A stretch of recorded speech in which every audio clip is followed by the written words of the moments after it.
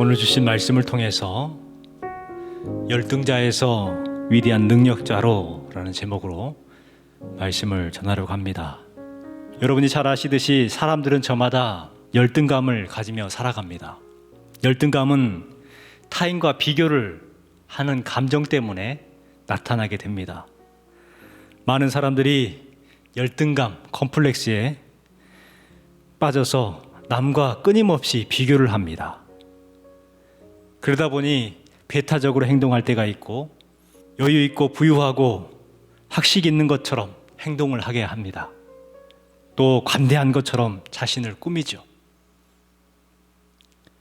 또한 과장법을 사용합니다. 허세를 부리고 별것도 아닌 것을 자랑합니다. 뻔한 거짓말을 해요. 또 자기보다 좋은 조건의 사람을 질투하고 비방하고 험담을 합니다. 그래서 자신이 마치 그 사람에 비해서 우월한 것처럼 그렇게 보이길 원합니다. 교회에 다니는 사람들도 열등감은 존재합니다. 또 심지어 목회자들도 열등감 때문에 위대하게 보이려고 하는 욕구가 있어요. 교회 안에서 열등감을 극복하지 못한 사람들이 쓰고 다니는 가면이 있다고 그래요. 어떤 가면이냐면 먼저는 직분 가면입니다. 직분을 계급으로 생각을 해요. 그래서 직분을 얻으면 자기가 높은 사람이 된 것처럼, 그리고 자기가 꼭 믿음이 좋은 사람이 된 것처럼 여기거든요. 그것이 바로 직분 가면입니다. 또 큰 교회의 가면이라는 게 있대요. 큰 교회의 가면. 자기는 큰 교회만 다닌다는 겁니다. 작은 교회는 거들떠보지도 않아요. 왜요? 나는 믿음이 좋으니까 큰 교회에 가야 된다는 거예요. 작은 교회 무시하고 큰 교회에 다니면서 자기의 신앙도 큰 것처럼, 그래서 자신은 큰 신앙인 것처럼 착각을 합니다. 세 번째는 애언자 가면입니다. 자기의 약점을 감추기 위해서 다른 사람들을 비판하는 말들을 해요. 성경에는 그렇게 하지 말라고 했는데 저 사람은 왜 저러는지 모르겠어. 이렇게 애언자적 가면을 쓴다는 거죠. 이 이야기들을 생각해 보면 우리는 저마다 직분 가면, 큰 교회 가면, 애언자 가면을 다 쓰고 있는 것 같아요. 여러분, 교회는 성도들끼리 비판하고 비교하고 판단하는 열등에 시달리는 곳이 되어서는 안 됩니다. 교회는 열등감을 나사렛 예수 그리스도 이름으로 치유받는 곳이 되어야 할 줄 믿습니다. 세상에서는 지혜로운 사람만 찾아요. 세상에서는 건강한 사람, 외모가 준수한 사람, 머리부터 발끝까지 흠이 없는 사람을 찾아요. 그런데 교회는 그렇지 않아요. 수고하고 무거운 짐진 자들아, 다 내게로 오라. 내가 너희를 쉬게 하리라. 주님께서는 분명 말씀하셨어요. 수고와 무거운 짐을 지고 있는 사람들, 열등의식을 가지고 있는 사람들이죠. 그러한 사람들에게 오라는 거예요. 그리하면 어떻게 된다고요? 내가 너희를 쉬게 하리라. 치료해 주신다고 말씀합니다. 회복시켜 준다고 말씀하시는 거예요. 여러분, 예수님 안에서 그 열등의식을 내려놓으시고 축복의 기회로, 성공의 기회로, 자기 성숙의 기회로 삼으시기를 주님의 이름으로 축원합니다. 노즈벨트는 소아마비의 장애인이었습니다. 그런데 미국인들은 그를 장애인으로 기억하지 않습니다. 위대한 대통령으로 기억을 합니다. 베토벤은 청각장애인이었지만 우리는 그를 청각장애인으로 기억하지 않습니다. 누구로 기억합니까? 위대한 작곡가로 기억합니다. 아브라함 링컨은 초등학교도 졸업하지 못한 무학자였습니다. 그런데 우리는 링컨을 무학자로 기억하지 않습니다. 흑인 노예를 해방시킨 대통령으로 기억합니다. 존 보녀는 평생토록 감옥에서 살았던 사람입니다. 그런데 우리는 존 보녀를 평생 감옥에 살았던 사람으로 기억하지 않습니다. 누구로 생각합니까? 바로 철로역정의 저자로 기억할 뿐입니다. 이처럼 하나님 안에 있으면 자신의 열등 조건 때문에 절대 망하지 않아요. 오히려 성공하게 되는 것입니다. 그러기에 우리는 주님 앞에 내 열등감을 내려놓아야 돼요. 그러면 하나님께서는 그 열등감을 기억하신 것이 아니라 우리에게 주시는 그 은혜와 능력을 통해서 더 많은 일들을 감당케 하시는 하나님의 능력을 경험하게 될 줄 믿습니다. 여러분, 이제 여러분의 열등의식을 주님 앞에 내려놓으십시오. 다른 사람들과 비교해서 자괴감에 시달릴 필요도 없습니다. 저 사람은 저렇게 많은데 왜 나는 이렇게 없어? 저 사람은 자식들도 저렇게 잘 됐는데 나는 왜 이렇게 안 될까? 여러분, 그런 생각 다 버리세요. 내려놓으세요. 비교하지 마세요. 자괴감에 시달리지 마세요. 열등감을 감추려고 필요 없이 허세 부리고 자랑할 필요도 없습니다. 우리 성도들은 세상 사람들처럼 자신감으로 살아가는 사람들이 아니잖아요. 그럼 우리는 무엇으로 살아갑니까? 우리 성도들은 예수 믿는 믿음으로, 예수 믿는다는 자부심으로 살아가는 사람들이 우리 성도들인 줄 믿습니다. 모세는 많은 인물들 가운데에 최고의 인물이었지만 그도 한때는 열등감에 사로잡혀 헤어나지 못했던 사람이었습니다. 그는 살인을 저질렀고 광야로 도망을 갔어요. 40년 동안이나 광야에서 살았습니다. 광야에서 경제적 자립도 못했어요. 성공을 못했다는 말이에요. 그래서 겨우 장인 이드로의 집에 얹혀 사는 그런 모자란 사람이었단 말입니다. 하나님의 백성을 인도에 내라 하는 하나님의 명령을 받고 모세는 이렇게 말합니다. 내가 누구간데 바로에게 가며 이스라엘 자손을 애굽에서 인도하여 내리까 보낼 만한 자를 보내소서. 이와 같이 이야기를 했어요. 나는 안 된다는 거예요. 모세의 마음속 깊이 있었던 그 열등의식에서 나오는 말들이에요. 나는 안 된다는 거예요. 그래서 모세는 포기합니다. 자신은 열등하다는 거죠. 그러나 하나님은 포기하지 않으셨습니다. 모세는 하나님을 버렸지만 하나님은 끝까지 모세를 버리지 않으셨어요. 하나님은 한 번 선택하면 포기하지 아니하시는 분이신 줄 믿습니다. 택하시면 끝까지 데리고 가시는 거예요. 신명기 31장 6절 말씀해 보십시오. 너는 강하고 담대하라. 두려워하지 말라. 그들 앞에서 떨지 말라. 이는 내 하나님 여호와 그가 너와 함께 가시며 결코 너를 떠나지 아니하시며 버리지 아니하실 것임이니라. 여러분, 하나님께서는요, 한 번 택하면 떠나지 않으신다는 거예요. 한 번 택하시면 버리지 아니하신다는 거예요. 이 말씀을 여러분의 말씀으로 받으시기를 주님의 이름으로 축복합니다. 모세의 싸움은 바로와의 싸움이 아니었습니다. 그러면 누구와의 싸움이었을까요? 바로 자신의 열등감과의 싸움이었습니다. 열등의식을 내려놓고 하나님을 붙잡았을 때에 여러분, 바로와의 싸움은 이미 승리한 거예요. 모세가 하나님의 지팡이를 든 순간부터 바로는 모세에게 쩔쩔매게 됩니다. 여러분, 모세가 하나님의 지팡이를 손을 들었을 때에 이제는 자신의 능력이 아니라는 거예요. 바로 하나님의 능력으로 그가 행하기 시작합니다. 또한 이 모세는 아론에게 가서 만났을 때에 하나님께서 그 아론에게 모세가 어떤 존재가 된다는 것을 알려줘요. 아론에게 어떤 존재가 되냐면 너는 그에게 하나님같이 되리라, 이렇게 말씀하고 있어요. 세상에 그 열등의 의식에 시달렸던 모세가 하나님의 지팡이 하나 손에 들었더니 어떤 사람이 돼요? 하나님 같은 사람이 된 거예요. 놀랍지 않습니까? 여러분, 이 이야기는 모세의 이야기만은 아닙니다. 우리가 모세가 하나님의 지팡이를 들었듯이 우리가 하나님의 말씀을 붙들면 우리도 하나님과 같은 능력을 행할 수가 있다는 것입니다. 우리가 모세의 지팡이를 드는 것 매우 중요합니다. 여러분, 지팡이 하나 잘 들었을 뿐인데 성공한 사람이 모세라는 거예요. 우리도 마찬가지입니다. 우리도 다른 것 막 잡으려고 하지 말고 하나님의 말씀만 잡으면 우리도 성공자가 되고 승리자가 된다는 말씀입니다. 이것을 기억하시기 바랍니다. 하나님의 손에 붙들릴 때에 역사가 일어나죠. 모세의 지팡이가 하나님의 지팡이가 되고 모세의 손이 하나님의 손이 되는 것입니다. 모세가 하나님의 지팡이를 들었을 때에 그의 손은 어떤 손이 됩니까?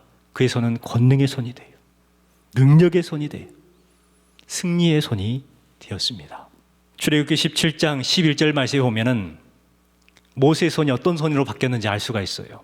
모세가 손을 들면 이스라엘이 이기고 손을 내리면 아말렉이 이기더라. 모세의 손이 어떤 손이 된 거예요? 승리의 손이 된 거예요. 들면 이스라엘이 이기고 내리면 아말렉이 이기더라. 여러분, 이것은 매우 중요한 것입니다. 모세의 손은 그냥 단순히 인간적인 손이 아니에요. 그 손은 이제 바뀌어 하나님의 손이 되었고 하나님의 능력을 나타내는 손이 되었습니다. 여러분은 어떤 손을 가지고 계십니까? 여러분도 모세가 하나님의 지팡이를 든 것처럼 하나님의 말씀을 들으시고 승리하시기를 주님의 이름으로 축원합니다. 모세가 하나님의 지팡이를 들고 갔다, 오늘 주신 말씀에 표현하고 있는데 그 의미는 무엇일까요? 하나님의 지팡이를 손으로 든다는 것은 어떤 뜻일까요? 먼저는 나의 무능함이 아니라 하나님의 전능하심을 생각한다는 것입니다. 이제 나는 하나님의 지팡이를 들었어요. 그러면 나의 무능함이 중요한 게 아니에요. 하나님의 전능하심이 중요한 것이죠. 우리는 스스로 생각해봐도 참 한계가 있고 아픔을 이기지 못하는 능력이 없는 존재들입니다. 그러나 중요한 것은 내게 능력이 있는가, 내게 능력이 없는가가 중요한 것이 아니라는 거예요. 중요한 것은 뭐냐면 내게 능력 주시는 분이 누구신가, 이것이 중요하다는 것입니다. 빌립보서 4장 13절 말씀에 내게 능력 주시는 자 안에서 내가 모든 것을 할 수 있느니라 분명 말씀하셨잖아요. 내게 능력 주시는 분이 누구시냐, 이것이 중요하다는 것이죠. 여러분, 자신의 무능력함을 생각하기보다는 하나님의 전능하심을 생각하시고 능력 주시는 하나님 안에서 승리하시기를 주님의 이름으로 축원합니다. 두 번째는 탁월하기보다는 사명에 충실하겠다는 뜻입니다. 모세는 출애굽의 지도자가 되기 위해서는 탁월한 은병력과 능력이 있어야 한다고 생각을 했어요. 생각해 보세요. 200만 명을 설득을 해야 하니 얼마나 언변이 좋아야 하겠습니까? 목소리도 크고 언변력도 좋고 해가지고 사람들을 막 말만 하면 설득해서 와 하면서 막 다가오는 그러한 능력이 있어야 한다고 생각을 했어요. 그래서 모세는 하나님에게 주여 보낼 만한 자를 보내소서 이와 같이 말한 거예요. 그렇게 말할 수밖에 없어요. 그러자 하나님께서는 이렇게 말씀합니다. 이제 가라. 내가 내 입과 함께 있어서 할 말을 가르치리라. 하나님께서 할 말을 가르쳐 준다는 거예요. 그렇다면 모세 너는 전달만 하면 된다는 거죠. 전달만 해라. 바로 전달자의 의무는 무엇입니까? 충실하게 전달만 하면 되는 거예요. 모세는 탁월해야 된다고 생각했지만 하나님은 충실하라고 이야기하고 있는 것입니다. 또한 15절에 보니까 너는 그에게 말하고 그 입에 말을 주라. 내가 내 입과 그의 입에 함께 있어서 너의 행할 일을 가르치리라. 이와 같이 말씀하고 있습니다. 이처럼 하나님이 요구하시는 것은 인간의 탁월함, 능력을 원하시는 것이 아닙니다. 하나님이 요구하시는 것은 그대로 충성스럽게 전달하면 된다는 거예요. 세상은 멋진 사람을 찾아요. 세상은 탁월한 사람을 찾아요. 세상은 똑똑한 사람을 찾아요. 그러나 하나님은 그런 사람 찾지 않습니다. 멋지고 월등한 사람보다 따뜻한 사람을 찾으시고 탁월한 사람보다 충실한 사람을 찾으셔요. 똑똑한 사람보다 순종하는 사람을 찾으시는 하나님이신 줄 믿습니다. 그러면 우리가 어떻게 해야 합니까? 고린도전서 4장 2절 말씀에 맡은 자들에게 구할 것은 충성이니라. 뭐 해야 된다는 거예요? 충성해야 된다는 거예요. 세 번째, 하나님의 지팡이를 들고 나아간다는 의미는 인간관계를 정리하겠다는 이야기입니다. 모세가 80평생을 사람들을 의지하며 살았습니다. 특별히 여자들의 도움을 많이 받았던 것 같아요. 그러나 이제 하나님의 지팡이를 들고 관계를 정리하기 시작합니다. 야곱과 모세의 큰 차이점은 무엇일까요? 야곱은 삼촌 라반의 집에서 20년 동안 살았습니다. 삼촌 라반에게 은혜를 입었던 사람이죠. 그런데 외삼촌과 갈등이 생기자 처자식을 데리고 야밤도주를 해버립니다. 야곱은 평생 인간관계에서 실패를 했었어요. 그러나 모세는 달랐습니다. 그는 배은망덕하지 않았어요. 가장 먼저 떠나면서 장인 이드로에게 인사를 합니다. 모세가 장인에게 사실대로는 말하지 않았습니다. 애굽에 있는 내 백성들이 생존하였는지 보고 오겠습니다 라고 이야기를 합니다. 왜 그렇게 했을까 궁금하게 생각을 해보니까 먼저는 걱정을 끼치지 않으려는 모세의 마음에 있지 않았는가 생각을 해봅니다. 또 분명히 이 말을 하면, 우리 이제 갑자기 떠난다고 하면 이드로가 아마 섭섭해하지 않을까라는 그러한 마음 때문에 그렇게 했던 것으로 생각이 됩니다. 그리고 가장 중요한 것은 그동안 감사했습니다, 이 표현을 하기 위해서 이드로에게 가장 먼저 떠난다고 이야기를 했던 것으로 생각할 수가 있습니다. 그 마음을 알았던지 모세의 장인 이드로는 모세에게 평안히 가라 하며 축복을 해줍니다. 참 어찌 보면 아름다운 이별이잖아요. 아름다운 이별. 그렇습니다. 우리는 인간관계를 바로 정리할 필요가 있습니다. 모세처럼 만나는 것도 잘 만나야 하지만 헤어지는 것도 잘 헤어져야 된다라는 생각을 해봅니다. 오히려 만남보다 헤어진 것을 잘 헤어져야 더 평안하고 더 즐거운 것 아니겠습니까? 여러분, 하나님의 지팡이를 들고 나간다는 것, 인간관계를 정리하겠다는 거예요. 이제는 사람 의지하지 않겠다는 것입니다. 하나님을 의지하겠다는 거예요. 그동안에는 모세는 이드로를 의지했어요. 이드로의 집에서 이드로의 양을 키우며 이드로의 가족들과 함께 그렇게 살아왔던, 어찌 보면 이드로의 그늘 밑에서 살았던 사람이었어요. 그러나 이제는 이드로가 아니라 누구의 그늘 아래 있다는 거예요? 하나님 아래, 하나님의 그늘 아래 있다는 거예요. 마지막 네 번째는 작은 일도 소홀히 여기지 않겠다는 것입니다. 사람에게는 작은 일이 있고 큰 일이 있습니다. 그런데 특징이 뭐냐면 작은 일은 잘 하지 않으래요. 큰 일은 잘 하려고 합니다.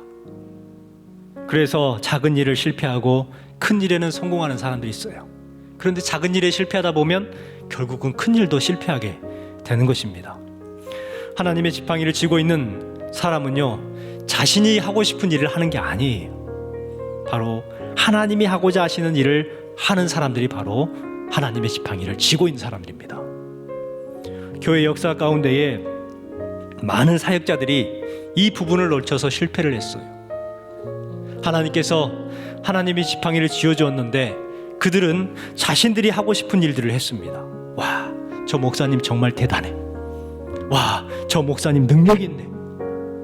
여러분, 그 목사님에게 하나님께서 쥐어준 지팡이를 왜 주셨어요? 하나님을 나타내게 하기 위해서 주셨어요. 그런데 목사님들은 누구만 나타냈어요?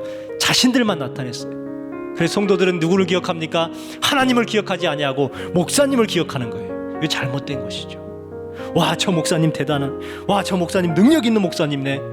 여러분, 이것은요 틀린 거예요. 잘못된 거예요.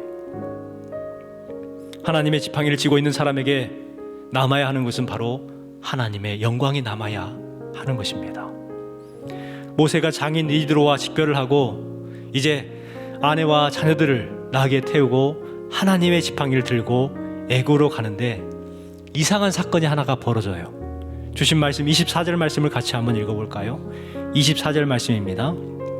모세가 길을 가다가 숙소에 있을 때 여호와께서 그를 만나사 그를 죽이려 하신지라. 아멘. 하나님의 지팡이를 쥐고 가고 있는데 이제 먼 길을 가야 하니 모세가 숙소에서 잠을 자려고 했던 것 같습니다. 그때 갑자기 하나님께서 애굽으로 떠나라 했던 그 모세를 어떻게 하려고 해요? 죽이려고 해요.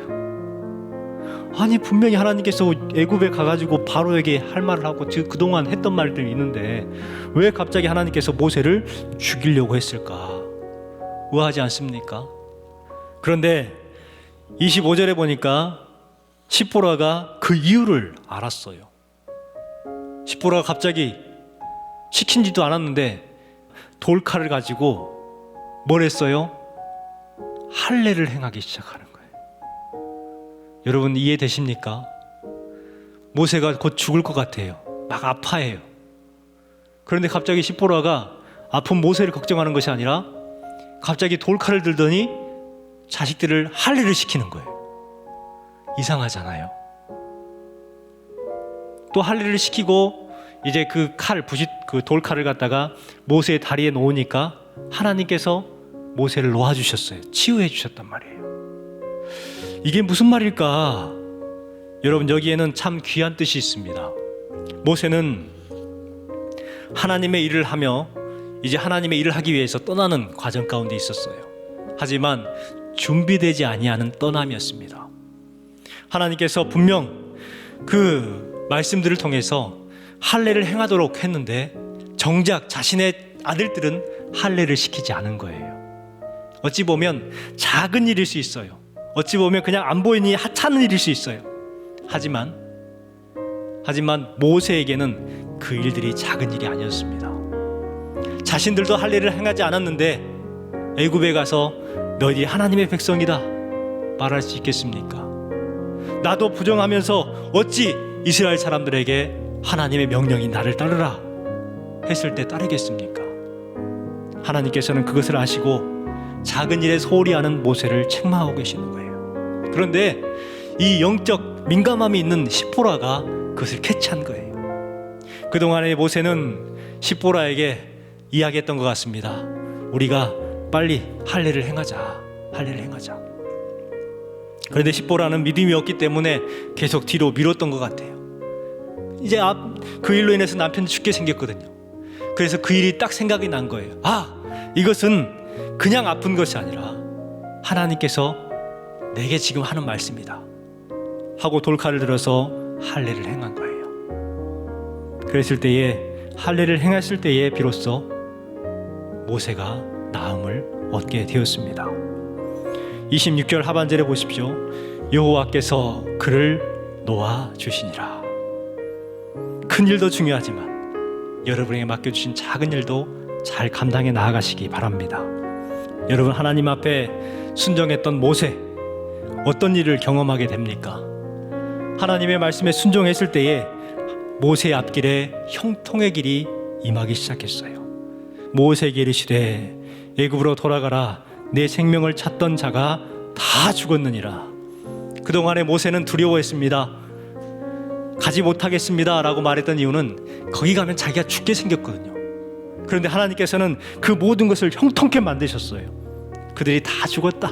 이제 두려워하지 말라. 이제 가기만 하면 된다라는 거예요. 형통케 하시는 하나님을 경험하게 되었습니다.